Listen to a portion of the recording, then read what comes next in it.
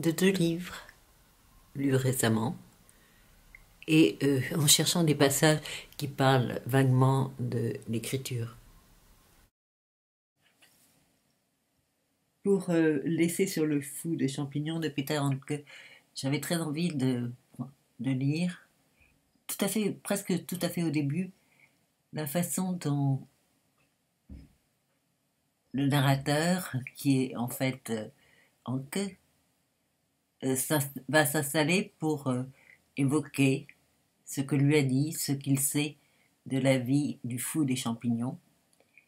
Puis finalement, j'ai pris un peu plus loin l'époque où le fou des champignons a l'intention d'écrire un livre, en prenant des... Il y a 2 petits passages qui se suivent. Je suis pas sûre que ce soit très bien, mais enfin, voilà.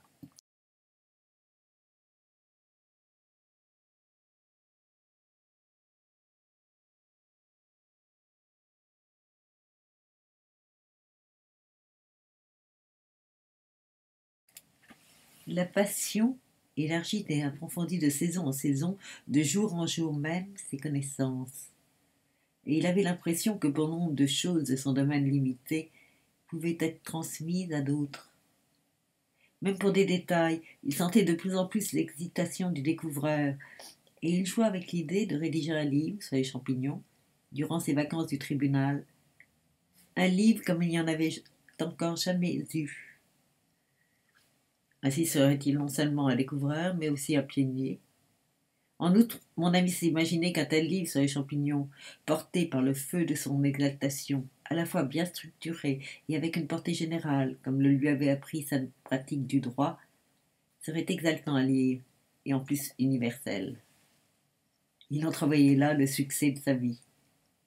Il était déjà à l'abri du besoin, je l'ai dit, mais avec son livre sur les champignons, à la fois si particulier et si universel, il deviendrait riche. Et savez-vous de quoi il rêvait? De s'acheter une forêt, une grande forêt. Le livre sur les champignons ne fut jamais écrit, mais il m'a raconté au fil du temps certaines choses qui devaient y figurer. J'essaie d'en rendre compte ici, pas nécessairement de façon exaltée, mais pas non exaltée non plus. Étrange louange de notre époque pour quelqu'un qui ne raconte que si ce qu'il doit raconter est urgent et qu'il est lui-même dans un état d'urgence. En plus, je vais raconter sans me soucier de structure, car à la différence de mon ami d'enfance, je ne suis jamais devenu un juriste digne de ce nom, bien que nous ayons fait les mêmes études. De la même façon que son livre jamais écrit sur les champignons m'entraîne donc sans aucune règle à travers la mémoire, son talent ou son don pour découvrir les champignons que personne n'avait vus avant lui, mon ami le tirait de cette particularité déjà mentionnée qu'il avait endurée comme la plus forte entrave à la vie, jusqu'au paroxysme de la passion. Et il pensait là à sa façon d'être sans cesse détourné, jour après jour, par une chose, non par une forme qui, parmi les milliers et les milliers de formes saillées dans son champ de vision, lui sautait littéralement aux yeux, jour après jour, heure après heure, comme l'unique, la seule totalement autre. Disposer de ce sens pour la forme totalement autre, diamétralement opposée à toutes les formes habituelles, lui avait mis jusque-là sous les yeux sa contre-nature, et cela le touchait comme une souffrance. Et plus loin. Accessoirement, mon ami avait encore voulu intégrer le fait que chaque forme significative et expressive, parmi toutes les autres formes inexpressives, celles des feuilles en désordre, des fourragères emmêlées, des myriades de brins d'herbes et de fuseaux moussus, avait aussi durablement ravivé son sens des couleurs, pourtant peu développé, dans la mesure où cette forme, ne serait-ce qu'une petite forme isolée, comme il l'est dit dans un ancien poème à propos de la rose, avait une brillance. Un jour bordeaux, le lendemain bleu améthyste, le surlendemain gris souris, ou même gris tigré, et ainsi de suite. Son livre sur les champignons n'était pas destiné à devenir un guide, ou alors seulement un guide qu'il imaginait d'abord et avant tout pour son propre usage.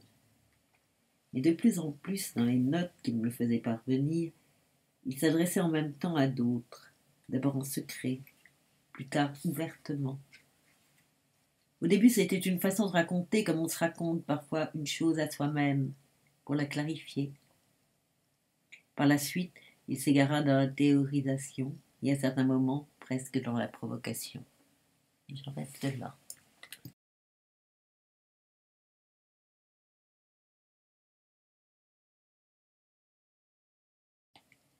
Par contre, j'ai cueilli des champignons sur le net, sans faire très attention. Je ne sais pas s'ils sont comestibles ou non. Je sais simplement que, à vue de nez, ils sont libres de droit.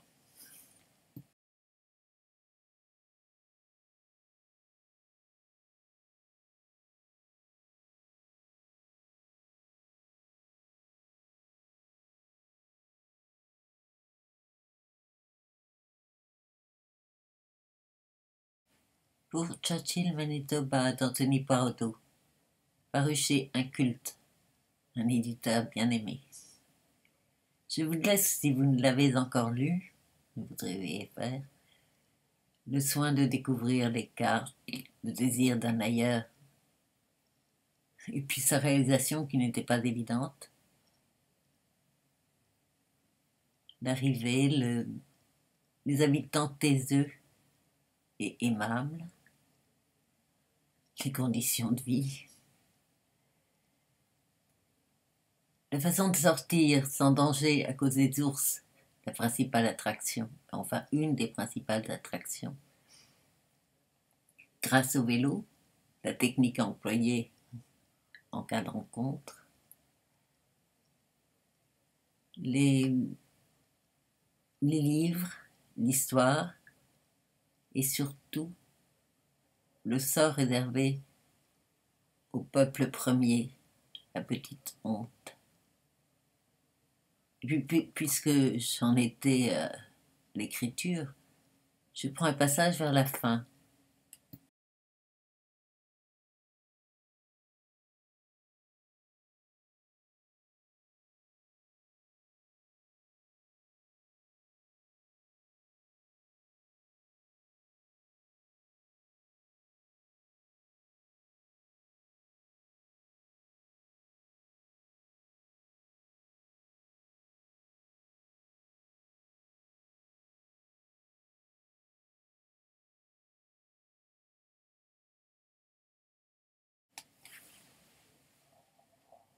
Une fois que mon désir de Churchill avait été guéri, Churchill ne disposait plus en moi que de deux options, la disparition ou la transformation en texte.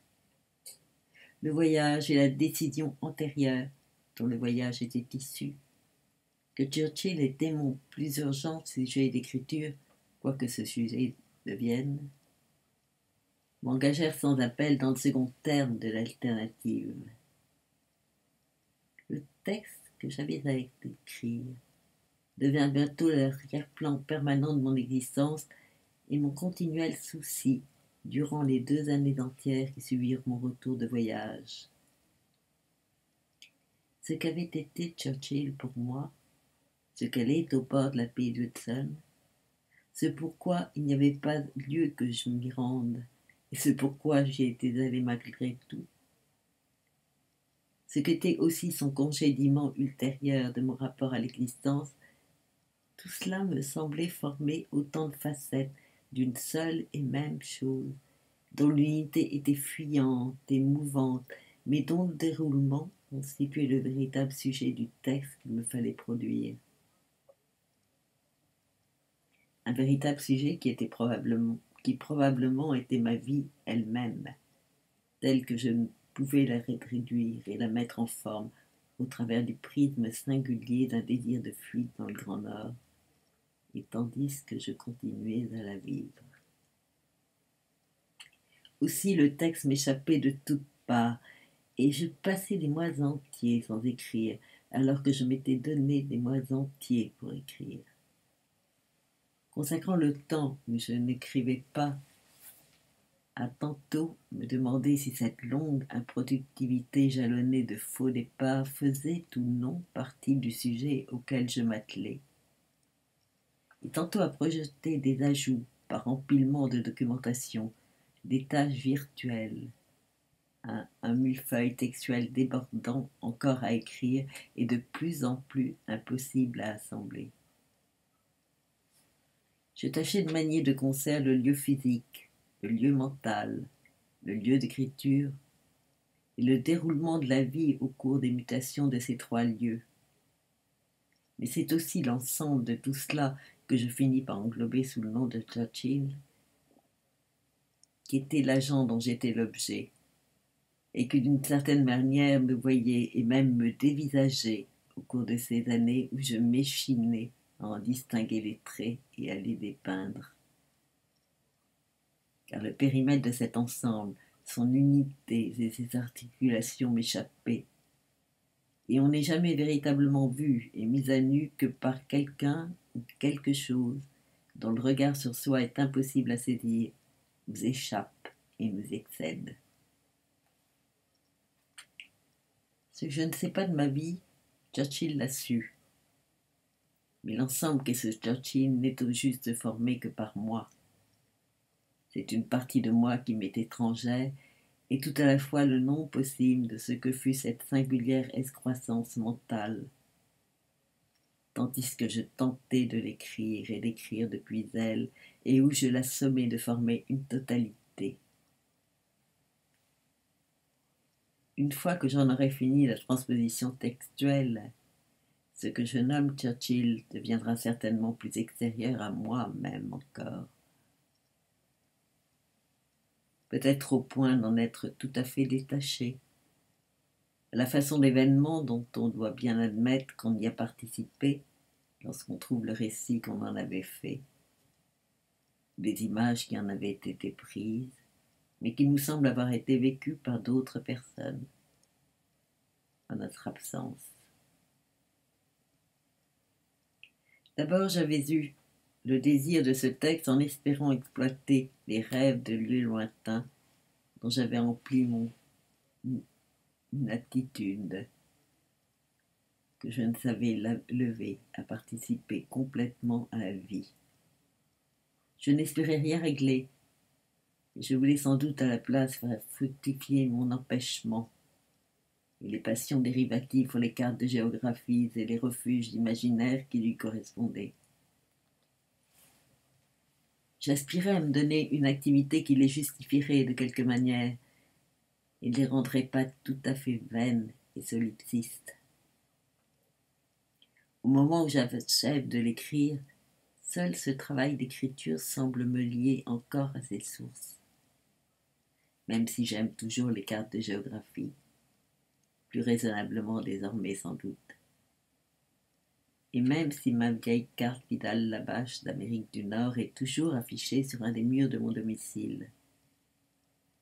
Mais le domicile n'est plus le même, ni la ville où celui-ci est situé. Je n'y suis plus seule.